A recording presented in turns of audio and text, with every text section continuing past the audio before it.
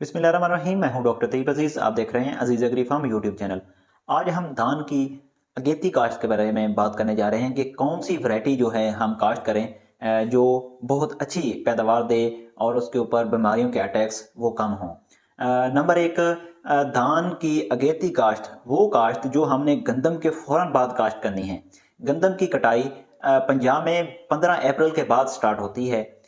तो उसके बाद हमारी कटाई को मुकम्मल करते करते कम से कम 15 से 20 दिन जो है वो मैक्सिमम लग जाते हैं। तो तकरीबन ये 1 मई से जो है ना वो ट्रांसप्लांटेशन जो है वो हम स्टार्ट कर सकते होते हैं। तो 1 मई से लेके 15 मई तक जो हम ट्रांसप्लांट करेंगे वो वैरायटी सादा सुपर फाइन।